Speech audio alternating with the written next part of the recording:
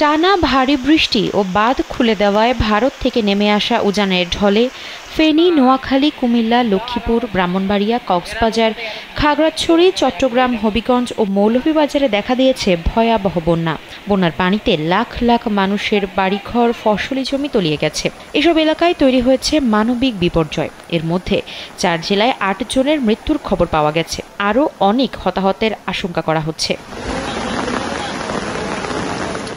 এসব জেলায় বন্যায় ক্ষতিগ্রস্ত মানুষের সংখ্যা প্রায় ৪৫ লাখ। এখন পর্যন্ত মারা গেছে ১৩ জন। শুক্রবার দুপুর ১২টার পর সচিবালয়ে এক সংবাদ সম্মেলনে এসব তথ্য জানান দুর্যোগ ব্যবস্থাপনা ও ত্রাণ মন্ত্রণালয়ের সচিব মোহাম্মদ কামরুল হাসান। দেশের যে কোনো প্রান্ত থেকে অনলাইনে নিজেকে দক্ষ করুন ক্রিয়েটিভ আইটি ইনস্টিটিউটের সাথে।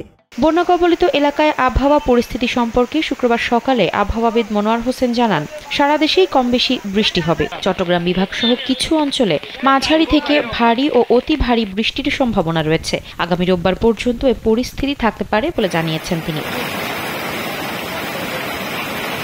নদীবন্দরের জন্য 1 নম্বর সতর্কতা সংকেত দেখিয়ে যেতে বলা হয়েছে। আবহাওয়া অফিস বলছে, শুক্রবার সকাল 10টা থেকে সন্ধ্যা 6টা পর্যন্ত রাজশাহী, ফরিদপুর, মাদারীপুর, যশোর, কুষ্টিয়া, খুলনা, বরিশাল, পটুয়াখালী, নোয়াখালী, কুমিল্লা, চট্টগ্রাম ও কক্সবাজার অঞ্চলের উপর দিয়ে ঘন্টায় 45 থেকে 60 কিলোমিটার বেগে ঝড় বয়ে যেতে পারে।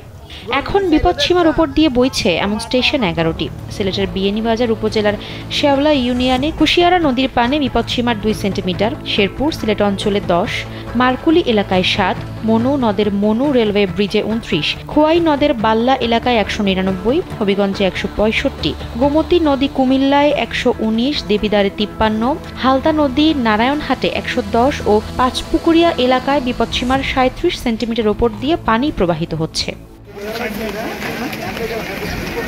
তবে মৌলভীবাজার, হবিগঞ্জ, ফেনী, কুমিল্লা ও চট্টগ্রাম জেলার নিম্নাঞ্চলে বিদ্যমান বন্যা পরিস্থিতি স্থিতিশীল রয়েছে। ব্রাহ্মণবাড়িয়ার আখাউড়ায় বন্যার পানি কমতে শুরু করলেও শঙ্কা কাটেনি। আখাউড়ার সীমান্তবর্তী এলাকায় জয়নগর দিয়ে ভারতের পাহাড়ি ঢলের পানি তীব্র বেগে আসছে।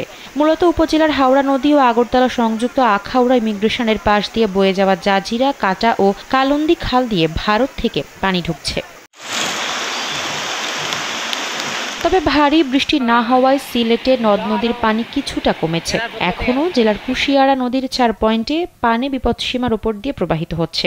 সিলেটে বৃষ্টিপাত খুব বেশি না হওয়ায় পানি কমতে শুরু করেছে। এখন পর্যন্ত জেলার বন্যা পরিস্থিতি তৈরি হওয়ার খবর পাওয়া যায়নি। তবে ভারতের উজান থেকে নেমে আসা পাহাড়ি ঢল ও বৃষ্টি অব্যাহত থাকলে বন্যার আশঙ্কা রয়েছে। দীর্ঘ 8 দিন পর নোয়াখালীতে রোদের দেখা মিলেছে। ভাটায় পানি মেঘনা নদীতে নামতে শুরু করলেও এখনও সেখানে পানিবন্দী আছেন 20 লাখ মানুষ। জেলা আবহাওয়া অফিস বলছে, গত 16 আগস্ট থেকে টানা বৃষ্টিপাত হচ্ছে। এতে জলাবদ্ধতা বাড়ে এবং মুহুরী নদীর পানি প্রবেশ করায় তা বন্যায় রূপ নেয়। শুক্রবার সকাল 9টা পর্যন্ত 71 মিলিমিটার বৃষ্টিপাত রেকর্ড করা হয়েছে। এদিকে বন্যা পূর্বাভাস সতর্কীকরণ কেন্দ্র বলছে, বৃষ্টি কমে আসবে এবং বন্যা পরিস্থিতির উন্নতি হবে। শুক্রবার সকালে কেন্দ্রের উপবিভাগীয় প্রকৌশলী মেহেদী হাসান জানান, আগামী 24 ঘন্টায় ভারী বৃষ্টিপাতের সম্ভাবনা নেই। উজানে বৃষ্টি কমেছে এবং সেখানে পরিস্থিতির উন্নতি হচ্ছে। ভারতে পানি কমেছে, যার প্রভাব বাংলাদেশেও পড়বে। আফসারা নাজ, কালবেলা।